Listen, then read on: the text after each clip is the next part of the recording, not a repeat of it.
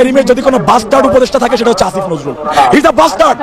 এক কথা, ইন্ডিয়ার দালাল সে। আসিফ নজরুল, আপনাকে জিজ্ঞেস করি, জুলাই বিপ্লবের সময় একটা আপনার পরিবারের কোন সদস্যের এক ফোঁটা রক্ত দিয়েছে? আপনি পদত্যাগ করুন যদি আপনার বুকে সাহস থেকে থাকে। সাবেক রাষ্ট্রপতি আব্দুল হামিদের দেশত্যাগ নিয়ে ব্যাপক বিতর্কের মুখে পড়েছেন অন্তর্বর্তী সরকারের আইন উপদেষ্টা আসিফ নজরুল। আওয়ামী লীগকে আজীবন চিরতরে নিষিদ্ধ করতে হবে যে দাবি স্লোগান ছিল, সেটা কিন্তু বাস্তবায়ন হয় নাই। সরকার যেটা করছে, কৌশলী অবস্থান নিচ্ছে 100%। আসসালামু আলাইকুম সম্মানিত প্রিয় দর্শক, আশা করি সকলে অনেক ভালো আছেন। এবার কিন্তু অবশেষে একেবারে ক্লিয়ার হয়ে গেছে আসিফ নজরুল আসলে কার পক্ষে কাজ করছেন। হ্যাঁ দর্শক, আওয়ামী লীগ নিষিদ্ধের নামে যে চালাকিটি করেছেন আসিফ নজরুল, সেটা কিন্তু একেবারে মারাত্মক লেভেলের। কারণ আওয়ামী লীগকে সরাসরি নিষিদ্ধ না করে তাদের কার্যক্রম স্থগিত করেছে সাধারণভাবে, যেটা কিন্তু এখন দেশের জনগণ একেবারে হারে হারে টের পেয়ে গেছে যে আসিফ নজরুল আসলে কার পক্ষে কাজ করছে। তাই তো এই মুহূর্তে আসিফ নজরুলের পদত্যাগের দাবিতে উত্তাল হয়ে উঠেছে দেশের ছাত্র জনতা। তারা বলছেন এই আসিফ নজরুল কিন্তু বিপ্লবের সাথে বেইমানি করেছে, তাই তাকে অবিলম্বে পদত্যাগ করতে হবে। দর্শক, ভিডিওর শুরুতে কিছু অংশবিশেষ দেখে আশা করি বুঝতে পেরেছেন আমাদের আজকের এই ভিডিওটা ঠিক কতটা গুরুত্বপূর্ণ এবং কোন বিষয়টিকে ইঙ্গিত করছে। তাই দর্শক, আপনার কাছে বিনীত অনুরোধ থাকবে আমাদের আজকের এই গুরুত্বপূর্ণ ভিডিওটি একটু স্কিপ না করে একেবারে সম্পূর্ণ দেখবেন, তবে কিন্তু আজকের খবরের একেবারে বিস্তারিত আপনি ভালো করে বুঝতে পারবেন। তবে চলুন সম্মানিত প্রিয় দর্শক, আপনার মূল্যবান সময়টুকু আর নষ্ট করব না আমরা। শুরুতে এক এক করে পর্যায়ক্রমে এক গুরুত্বপূর্ণ আলোচনাটি দেখে আসি। সাবেক রাষ্ট্রপতি আব্দুল হামিদের দেশত্যাগ নিয়ে ব্যাপক বিতর্কের মুখে পড়েছেন অন্তর্বর্তী সরকারের আইন উপদেষ্টা আসিফ নজরুল। অবৈধভাবে ক্ষমতায় আসা হাসিনাকে বৈধতা দেওয়া একজন সাবেক রাষ্ট্রপতি কিভাবে রাতের আধারে দেশের বাইরে চলে গেলেন তা নিয়ে প্রশ্ন তুলেছেন রাজনৈতিক অঙ্গন থেকে শুরু করে চায়ের দোকানে। এবার সেই প্রশ্নের তীর তীব্র গতিতে ছুটছে আসিফ নজরুলের দিকে। সামাজিক যোগাযোগ মাধ্যমে আসিফ নজরুলের বিরুদ্ধে চলছে তীব্র সমালোচনা ঝড়। অনেকেই বলছেন আইনের শাসন আর ন্যায়ের কথা বলার লোকই যদি গণঅভ্যুত্থানের দোসরকে পালাতে দেয় তাহলে আর কার উপর ভরসা রাখবো। আবার কেউ কেউ বলছেন আওয়ামী লীগকে নিষিদ্ধ করার কথা বলে আসিফ নজরুল নিজের দায় এড়িয়ে যেতে পারবেন না। এমন প্রেক্ষাপটে আসিফ নজরুল একটি দীর্ঘ ব্যাখ্যামূলক বিবৃতি দিয়েছেন। এখানে তিনি জানান, খুনের মামলার আসামি আব্দুল হামিদের বিদেশ গমনে বাধা দেওয়ার দায়িত্ব পুলিশের ও গোয়েন্দা সংস্থাগুলোর, এটা তার আইন মন্ত্রণালয়ের দেখার বিষয় না। দায়ভার এড়িয়ে আসিফ নজরুল বলেছেন, আমার মন্ত্রণালয়ের অধীনে কেবল নিম্ন আদালতের বিচারকরা, এ বিষয়ে দায়িত্ব আইন শৃঙ্খলা বাহিনীর। এ কথা বলে তিনি যেন আগুনে ঘি ঢেলে দিয়েছেন। আর তাতেই ক্ষুব্ধ নেটিজেনরা। তারা বলছেন আইন উপদেষ্টা হয়ে দায় এড়িয়ে যাবেন, আইন শুধু একজোড়া হাত নয়, মাথাও লাগে। এদিকে আরেক বিস্ফোরক তথ্য উঠে এসেছে আসিফ নজরুলের নিজের বক্তব্যই। তিনি জানিয়েছেন, আইসিটি আইনের খসড়ায় আওয়ামী লীগকে নিষিদ্ধ করার সুযোগ রাখার প্রস্তাব আমি দিয়েছি, এটা আমি উপদেষ্টা পরিষদের সভায় উত্থাপন করি। তবে এর পরপরই অনেকেই প্রশ্ন তুলেছেন, তাহলে সেই প্রস্তাব বাস্তবায়নের অগ্রগতি হয়নি কেন? কেন এই সময়ে সাবেক রাষ্ট্রপতি অনায়াসে পালিয়ে গেলেন? নেটিজেনদের বড় একটি অংশ বলছে, আওয়ামী লীগকে নিষিদ্ধ করার নামে যদি এসব শুধুই রাজনৈতিক নাটক হয় তাহলে জনগণ সব বুঝে গেছে। তবে আসিফ নজরুল বলছেন, আমরা আইনের পথে হাঁটছি। আইসিটি আইন ছাড়াও সন্ত্রাস দমন আইন সহ অনেক আইনি অস্ত্র আমাদের হাতে রয়েছে। আদালতের পর্যবেক্ষণ বা রাজনৈতিক দলগুলোর অবস্থান স্পষ্ট হলে আওয়ামী লীগকে নিষিদ্ধ করা হবে। তবে আওয়ামী লীগের নিষিদ্ধ করার লড়াইয়ের আগেই আইন উপদেষ্টা নিজেই এখন জনবিচারের মুখে। এখন দেখার বিষয় আসিফ নজরুলের রাজনৈতিক অবস্থান ও জনপ্রিয়তা কতটা টিকে থাকবে। আসিফ নজরুল, আপনাকে জিজ্ঞেস করি, জুলাই বিপ্লবের সময় একটা আপনার পরিবারের কোন সদস্যের এক ফোঁটা রক্ত দিয়েছে? কেউ শহীদ হয়েছে, কেউ আহত হয়েছে? আপনি কি করেছেন? এই কারণেই আজকে আপনাদের বিরুদ্ধে কথা বলতে হচ্ছে। আপনি পদত্যাগ করুন যদি আপনার বুকে সাহস থেকে থাকে। আসিফ নজরুল, আপনি এখন পদত্যাগ করুন। জনগণকে জানিয়ে দিন যে আপনার পক্ষে সম্ভব না। আপনারা আসছেন ভারতের দায়িত্ব পালন করতে, আপনারা আসছেন ভিনদেশী দাবিদারদের নিজস্ব কোনো এজেন্ডা বাস্তবায়ন করতে। যারা মনে মনে ভাবছেন আপনাদের মনোনীত উপদেষ্টা আছে, সমস্যা নাই, সব পার পেয়ে যাব, দৌয়া। আপনাদের কি আজকের প্রতারণা করে আপনাদের মানুষগুলোকে ঢুকতে দেয়নি? বাংলাদেশের কোন অফিস আদালতে আছেন দেশপ্রেমিক, ধর্মপ্রেমিক, স্বাধীনতা প্রেমিক একটা মানুষের অ্যাপয়েন্টমেন্ট নাই, সবগুলো আওয়ামী লীগের দোসর দিয়ে বসে রেখেছে।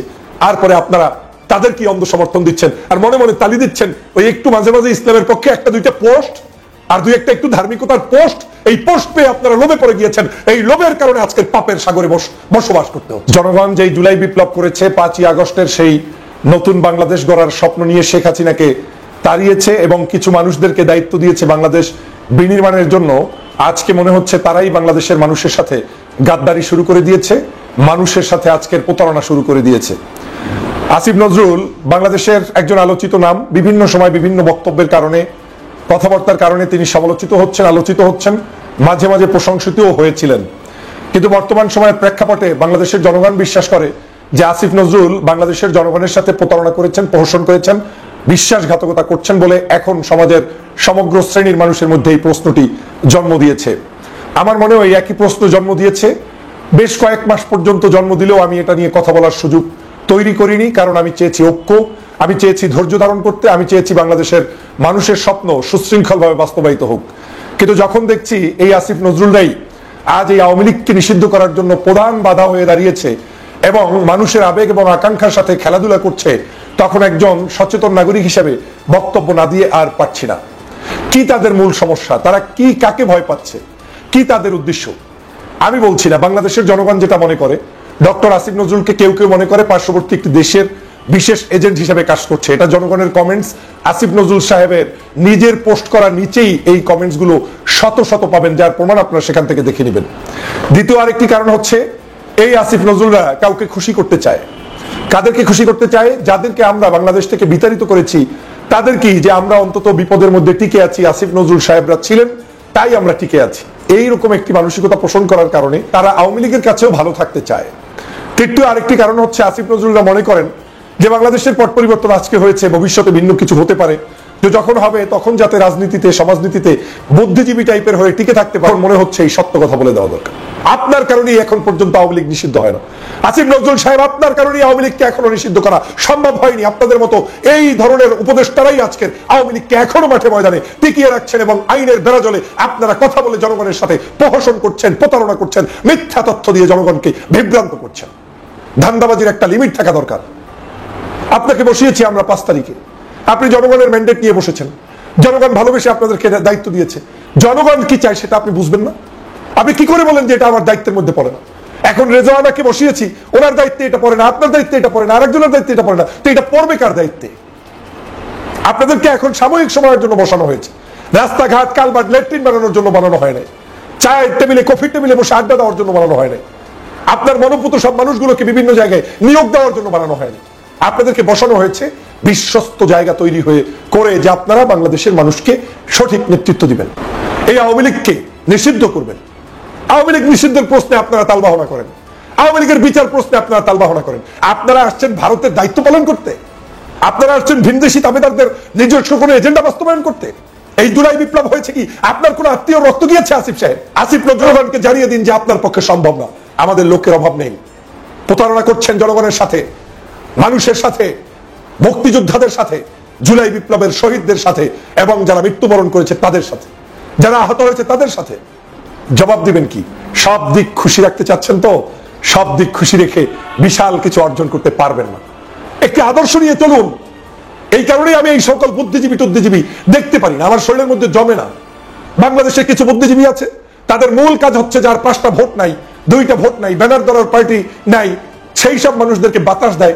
আর যারা মূলত দেশের জন্য, স্বাধীনতার জন্য লড়াই করে, সংগ্রাম করে, তাদেরকে মার্কাটা পর্যন্ত দেয় না, তাদেরকে মেয়ারটা পর্যন্ত ঘোষণা করতে পারে না, তাদেরকে আপনার সুন্দরভাবে মূল্যায়ন করতে পারে না, তাদের নেতাকর্মীর নামে মামলা থাকে, জেলের মধ্যে বন্দী থাকে। এই হচ্ছে এদের দ্বিচরিত্র।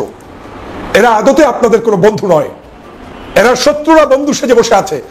আমার স্পষ্ট আপনাকে অনেক কিছু বলার ছিল, আমি সব কথা বলতে চাই না।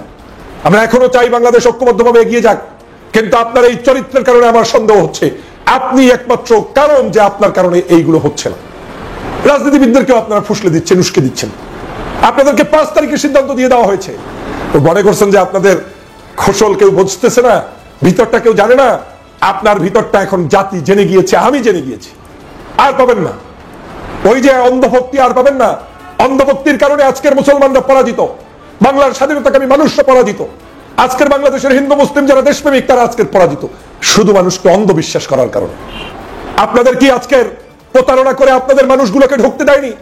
বাংলাদেশের কোন অফিস আদালতে আছেন দেশপ্রেমিক, ধর্মপ্রেমিক, স্বাধীনতা প্রেমিক একটা মানুষের অ্যাপয়েন্টমেন্ট নাই, সবগুলো আওয়ামী লীগের দোসর দিয়ে বসে রেখেছে। আর পরে আপনারা তাদের কি অন্ধ সমর্থন দিচ্ছেন আর মনে মনে তালি দিচ্ছেন। তো সম্মানিত প্রিয় দর্শক, আজকে আলোচিত বিষয়গুলি সম্পূর্ণ দেখার জন্য আপনাকে জানাই অসংখ্য ধন্যবাদ। এবং আজকের আলোচিত বিষয়গুলি দেখার পর দর্শক আপনার কি মনে হয়, আসিফ নজরুলকে এই মুহূর্তে প্রত্যাগ করা উচিত নয়? না হয় কিন্তু ছাত্র জনতা যেভাবে খেপে উঠেছে তাকে কিন্তু একেবারে টেনে হিসেবে গদি থেকে নামাবেই। কারণ এই আসিফ নজরুল শুধু দেশের জনগণের সঙ্গে নয়, গণ অভ্যুত্থানের সঙ্গেও কিন্তু বেইমানি করেছে। দর্শক, আপনি একজন বাংলাদেশের জনগণ হিসেবে আপনার কি মনে হয়, আসিফ নজরুলকে কি এই মুহূর্তে তার পদ থেকে সরানো উচিত নয়? দর্শক, কমেন্ট করে অবশ্যই জানিয়ে দিবেন আপনার মূল্যবান মতামতটুকু, কারণ আপনাদের মতামতটুকু আমাদের কাছে খুবই গুরুত্বপূর্ণ। দর্শক, আজ এ পর্যন্ত। আশা করি সকলে অনেক ভালো থাকবেন। আল্লাহ হাফেজ।